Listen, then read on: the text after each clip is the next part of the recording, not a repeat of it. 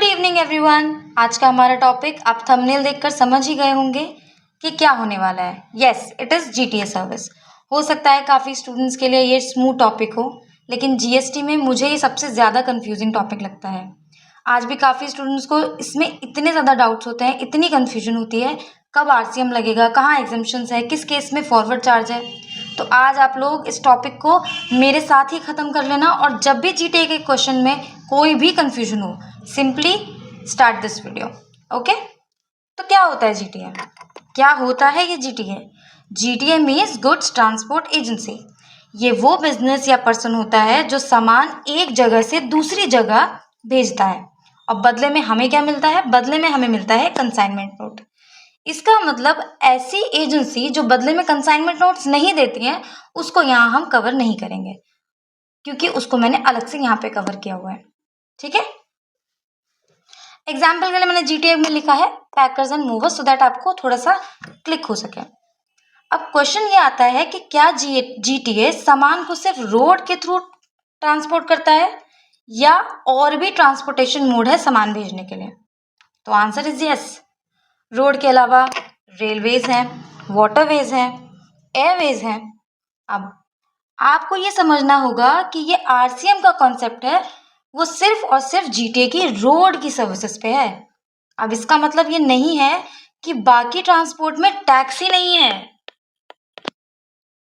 वहां आरसीएम ना होके हमेशा फॉरवर्ड चार्ज की बात होगी।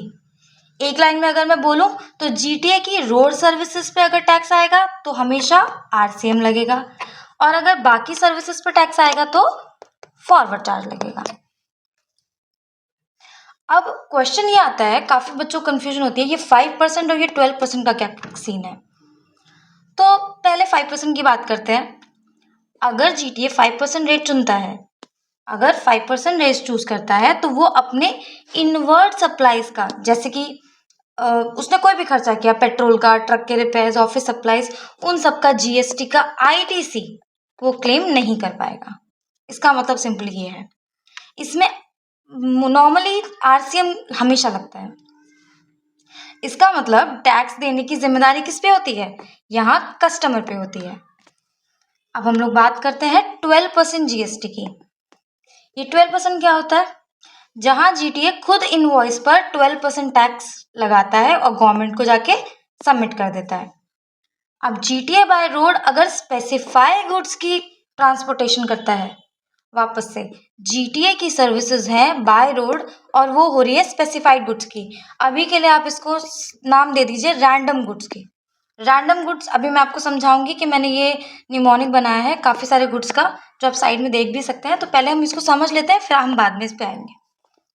ठीक है, तो अगर बाय रोड जीटीए सर्विसेज देता है रैंडम गुड्स की, तो वो फुल्ली एग्जम्प्ट है, और अगर अदर देन स्पेसिफाइड गुड्स की देता है, अब इसमें बात आती है जो हमने अभी डिस्कस किया 5% और 12%। अगर जीटीए 5% ऑप्ट कर रहा है तो उस केस में अलग सिनेरियो है, और 12% में अलग सिनेरियो है। प्लीज़ बिल्कुल भी कंफ्यूज मत होइएगा, इस चार्ट को देख के आप सारी चीज़ें क्लियर कर सकते हैं। एक बार मैं फिर से बोल रही हूँ, जीटीए अगर अपनी सर्विसेज रोड के थ्रू दे रहा है और वो स्पेसिफाइड गुड्स की ट्रांसपोर्टेशन कर रहा है, तो वो फुल्ली एग्जेम्प्ट है, ना ही आरसीएम ना ही FCM. Okay, other than specified goods की ट्रांसपोर्टेशन हो रही है और उसने 12% आईटीसी चूज किया हुआ है, तो हमेशा फॉरवर्ड चार्ज आएगा। मीन्स आरसीएम की बात करने के लिए क्या चीज़ें इंपॉर्टेंट है?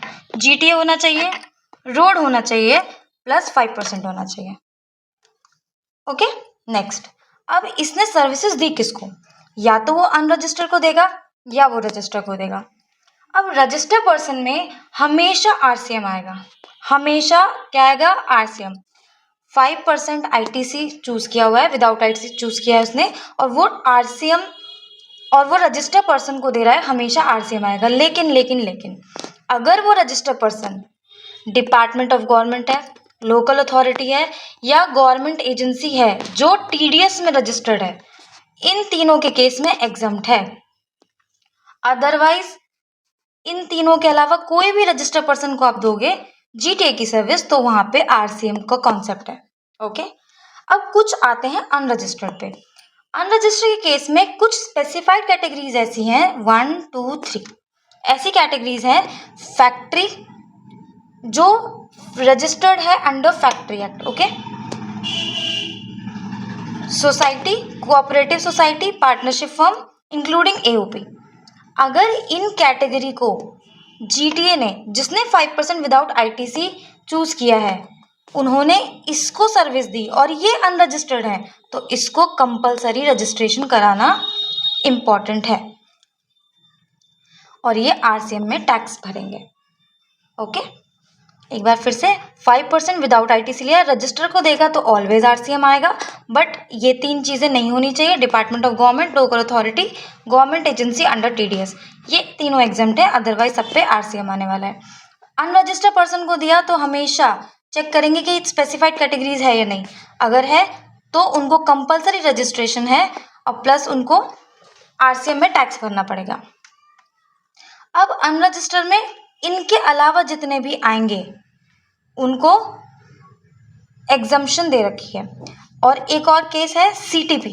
सीटीपी अगर रजिस्टर्ड है तो वो तो रजिस्टर की कैटेगरी में कवर हो जाएगा, लेकिन अगर सीटीपी अनरजिस्टर्ड है तो वो एग्जम्पशन की कैटेगरी में आएगा। आप एक बार इस चार्ट को दोबारा से रिवाइज कर लीजिएगा क्योंकि हमेशा यहाँ पे बहुत कन्फ्यूजन होती है स्टूडेंट्स को, ठीक है। अब हम लोग चलते हैं यहाँ पे। देखिए जीटी के अलावा और भी कुरियर सर्विस होती हैं जो कुरियर एजेंसीज वगैरह प्रोवाइड करती हैं। एग्जाम्पल के लिए मैंने यहाँ पे डीटीडीसी और ब्लू डार्ट के नेम लिखे हुए हैं। अगर वो कोई कुरियर सर्विस दे रही है तो वो तो एफसीएम में कवर्ड है। और इसके अलावा जैसे जो कंसाइनमेंट नोट इशू नहीं कर रही है, बाइक से, बस से, ये सबसे ट्रांसपोर्ट कर रही है, तो वो भी एग्जाम की कैटेगरी में है। अब हम आते हैं बाय रेल। जीटीए सर्विसेज दे रहा है बाय रेल। अगर रैंडम गुड्स की ट्रांसपोर्टेशन है तो वो एग्जाम्प्ट, और उसके अलावा कोई गुड्स हैं तो वो फॉरवर्ड चार्ज में कवर्ड है। अब यहाँ पे जो भी बातें होंगी यहाँ पे सब फॉरवर्ड चार्ज आएगा, यहाँ पे आरसीएम नहीं आने वाला। वाटरवेज, पानी के रास्ते से ट्रांसपोर्टेशन हो रही है। इनलैंड वाटरवेज है तो वो फुल्ली एग्जम्प्ट है, और अगर वेसल के थ्रू है, बड़ी बड़ी शिप से जा रहा है, तो रैंडम गुड्स की ऑलवेज एग्जम्प्ट और बाकी एफसीएम में कवर्ड है। और बाय एयर कोई भी गुड्स की ट्रांसपोर्टेशन होती है, चाहे वो रैंडम हो या रैंडम नहीं हो, वो हमेशा फॉरवर्ड चार्ज में कवर्ड होगा। आई होप ये आपको क्लियर हो गया हो। छोटा सा कुछ मैंने इसका एक ब्रीफ बना रखा है सो दैट आपको थोड़ा और इसमें क्लैरिटी आएगी। रैंडम गुड्स का फर्स्ट ऑफ ऑल मतलब क्या होता है। रैंडम ये मैंने बनाया, R for relief material, A for agriculture produce, N for newspaper and magazines, D for defence material, O for organic manure, M for milk, salt, food grains, okay. अब इनके लिए यहाँ पे आपने देखा होगा, यहाँ पे भी रैंडम है, यहाँ पे भी, तो कंफ्यूजन ना हो इसलिए मैंने एक छोटा सा पॉइंट लिखा है यहाँ पे। रैंडम गुड्स की ट्रांसपोर्टेशन ऑलवेज एग्जम्प्ट है एक्सेप्ट एयर, और एयर के केस में भी फॉरवर्ड चार्ज में कवर्ड है। एक बार फिर से, रैंडम गुड्स की ट्रांसपोर्टेशन रोड, रेलवे और वाटर से एग्जम्प्ट की कैटेगरी में है, और अगर इसका ट्रांसपोर्टेशन एयर से हो रहा है तो वो फॉरवर्ड चार्ज में कवर्ड है, ओके।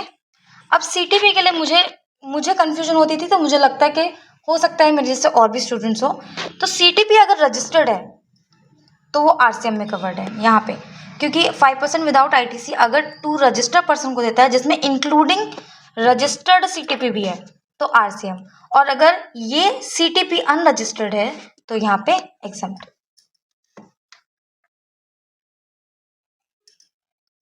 तो फ्रेंड्स, ये था जीएसटी का एक कंप्लीट और डीप एनालिसिस। होप अब आपको आरसीएम, एफसीएम, 5%, 12% जीएसटी के बीच का लॉजिक एकदम क्लियर हो गया होगा। अगर आपको रैंडम वाला शॉर्टकट और ये हैंडमेड नोट्स पसंद आए तो इस वीडियो को प्लीज़ लाइक ज़रूर करिएगा। कोई भी डाउट है तो प्लीज़ नीचे कमेंट सेक्शन में मुझसे ज़रूर पूछेगा, मैं खुद हर एक क्वेरी का रिप्लाई करूँगी।